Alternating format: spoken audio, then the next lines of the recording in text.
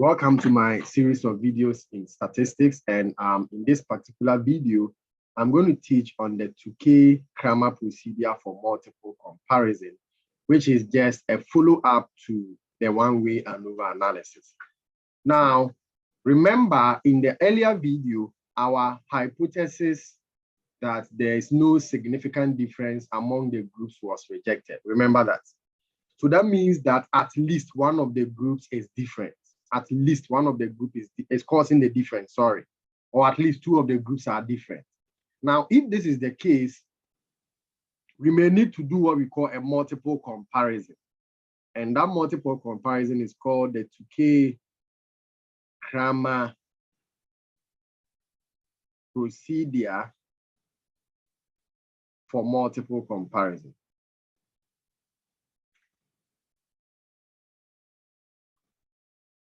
The Tukey Kramer procedure for multiple comparison. So this test statistic is used, to determine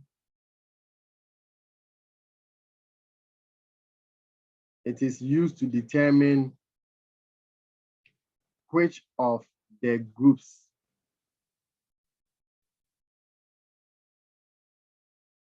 has a significantly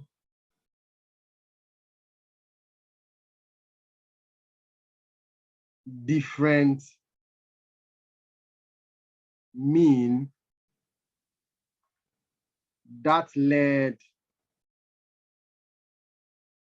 to the rejection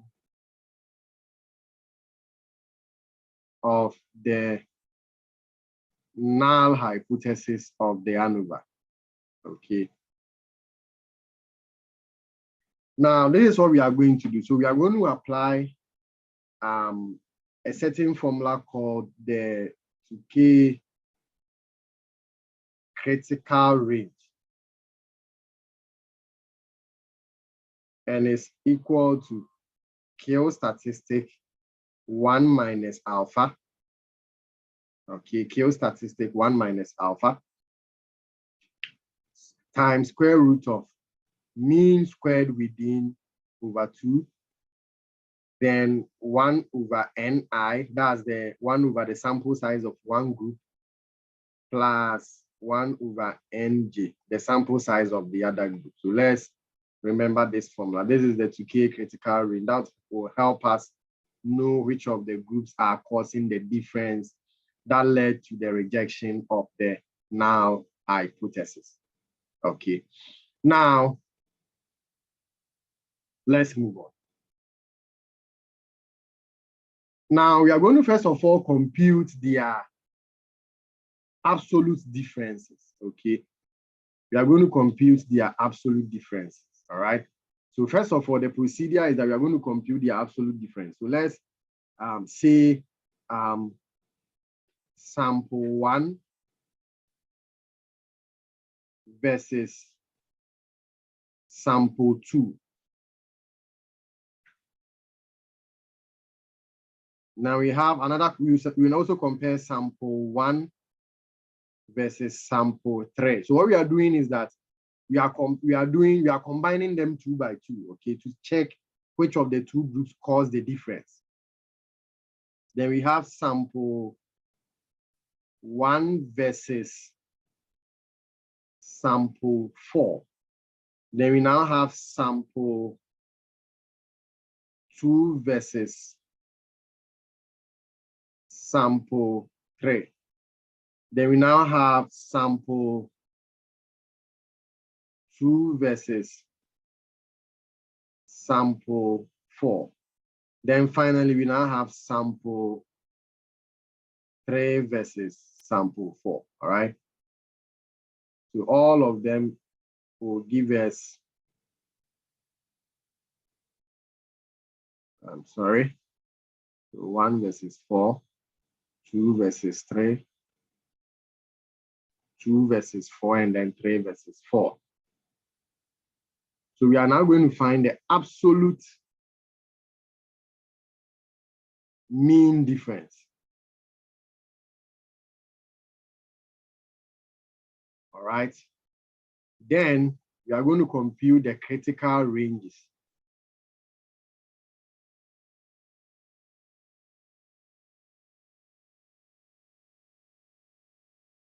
Then we are going to check their significance, whether there is a significant difference or not. So significance. Okay. All right, so let's move on. Now remember that these were the means of the various groups. Remember that this was the means of the various groups. Okay, remember the means of the various groups. So we have 10.8, 13, 9, and then 15.6. Okay, so we are going to do the absolute mean difference together. So the first group, its mean was 10.8. So 10.8 absolute minus 13, that is the sample 2, is mean. So absolute means we ignore negatives, okay? So that will give us 2.2, all right? So sample 1 versus sample 3. Sample 1, its mean was 10.8. Sample 3, its mean was 9, okay? So when you deduct, you are going to get 1.8. And then sample 1, still 10.8. Then sample 4, its mean was 15.6. So this will give us 4.8. So we now go to sample 2 and 3. So sample 2, its mean was 13. 3, its mean was 9. Absolute, we will get 4. Please, absolute means ignore negatives, all right? Then sample 2, 13. Sample 4, its mean was 15.6. Absolute, so we are now going to get 2.6. Then sample 3, its mean was 9 minus sample 4, 15.6. So absolute, you get 6.6. So this is how we find the absolute mean difference. Now, how do we find the critical range? Remember this formula. This is the formula for critical range, all right? So the formula for critical range, remember, is the K statistics, okay? Everything here is the K, like everything is the K statistics. Then mean squared within divided by 2. Then 1 over the sample size of, if you are doing between group 1 and group 2, so this will be 1 over the sample size of group 1 plus 1 over the sample size of group 2. If you are doing 1 and 3, it will be 1 over the sample size of 1 plus 1 over sample size of 3, all right? If you are doing 1 and 4, it will be 1 over the sample size of group 1 plus 1 over the sample size of 4. So I'm just going to do 1 and 2. So it means that all the critical range computation, the only thing that will change is the sample size, all right? Now, the formula says that we need a K value, all right? So we are going to read a K table. Now, a K table, we need the alpha level,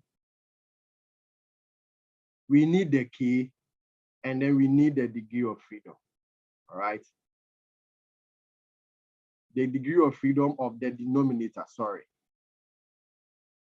So this is what we need to read the K table, these 3 things: the alpha level, the K, and then the degree of freedom of the denominator, okay? The alpha level, the K, and then the degree of freedom of the denominator. Remember, this question, we are testing at alpha of 0.05, okay? The K is the number of groups, so it is 4. So please don't confuse yourself. We need K, we don't need K minus 1. K minus 1 is used as the degree of freedom of the numerator when we are doing the F test or the F table. When it comes to the K table, the degree of freedom of the numerator is K, not K minus 1, all right? Then the degree of freedom of the denominator is definitely NT minus K, which is 16, if you remember. That is 20 minus 4 is 16, all right? So let's go to our K table. I'm going to show my K table. I'm going to show my K table. Now, this is the K table. Please, as you can see, it says K arrow. So it means that the figures here are K, but not K minus 1, right? But then the figures which is vertical is actually NT minus K. All right, so we establish that in this our question, the K is 4. Then NT minus K is 16, all right? So we have an alpha level of 0.1. That's not what we are interested in. So you just scroll and get an alpha level of 0. So we have an alpha level of 0.05. That is what we are interested in. And remember, the numerator is K. So we have 4 groups, all right? Then the denominator is the degree of freedom of the denominator, which is 16, okay? Which is 16. Now,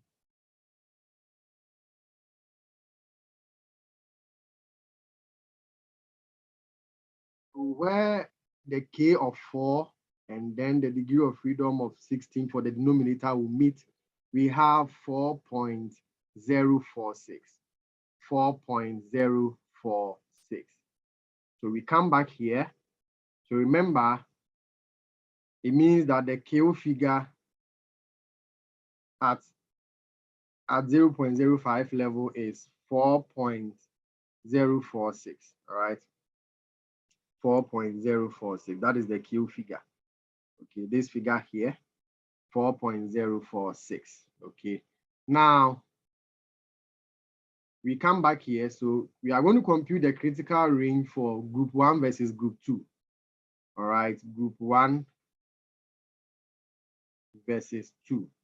So remember the KO minus, the KO here is KO subscript 1 minus alpha. Everything means just the KO statistic, all right? So don't be confused about 1 minus alpha. So when we read it, we had 4.046, okay? Remember, in this particular question, the mean squared within, remember, the mean squared within, we've done it already, is 6.875. So 6.875 divided by 2. Then since we are doing group 1 versus group 2, the sample size for group 1 is 5. The sample size of group 2 is also 5. So I'm not going to do it for all the groups because since the sample sizes are the same, if you do group 1 versus group 2, you get 1 over 5 plus 1 over 5. Group 1 versus group 3, 1 over 5 plus 1 over 5. So I'm not going to do it for all. But the caution is that please, in instances where the sample sizes are different, we are going to do it 1 by 1, okay? When you do all these things and you punch the final answer, you're going to get 4.046 multiplied by 1.17260. And everything is going to be 4.744, all right? Please use your calculators to verify the answer, 4.744. So it means that the critical range for all the pairings, the reason why it will be the same is that the sample sizes are the same. If the sample sizes are not the same, we would have computed a critical range for all the pairings, okay? And that will mean that the only thing that will be changing in the formula is the sample sizes. I've said it again. The critical ranges are 4.744, 4.744, 4.744, 4.744, 4.744, and 4.744. Now, what is the null hypothesis for these two cases? The null hypothesis obviously is that the mean of a certain group is equal to the mean of the other group. Then alternative is that the means are not equal. There is a significant difference, all right? So the mean of I is not equal to the mean of J, okay? All right, so here, since the absolute difference here is less, it means that it falls within the critical range, okay? So we are not going to reject the null hypothesis. Remember, the null hypothesis is that there is no significant difference between the pairing, all right? So since the computed figure here, the mean absolute difference is less than the critical range, means it falls within the critical range, okay? That means that we will accept the null hypothesis, and our conclusion will be that there is no significant difference. So significance is no. There is no significant difference. This one also, the same thing. Since it falls within the acceptance rate, 1.8 and 4.8, it falls with 1.8 falls within the critical range of 4.744 if you draw your diagram. So here too, there is no significant difference because we are accepting the null hypothesis. 4.8 here rather is more than the 4.744. So we reject the null hypothesis and conclude that there is a significant difference. So we say, yes, there is a significant difference. Here, 4 is less than this. It means that 4 falls within the critical range. That means that there is no significant difference because we fail to reject the null hypothesis. So no. 2.6 obviously will be no. And then here, the 6.6 is more. So it falls outside the critical range. So yes, there is a significant difference. So that is how we go about with the Tukey multiple comparison. In the next video, I'm going to demonstrate how to use Excel to do the one-way ANOVA as well as its Tukey comparison. Thank you. Kindly like, subscribe, and more importantly, let's get your feedback, but most importantly, subscribe to the channel for more content. Thank you.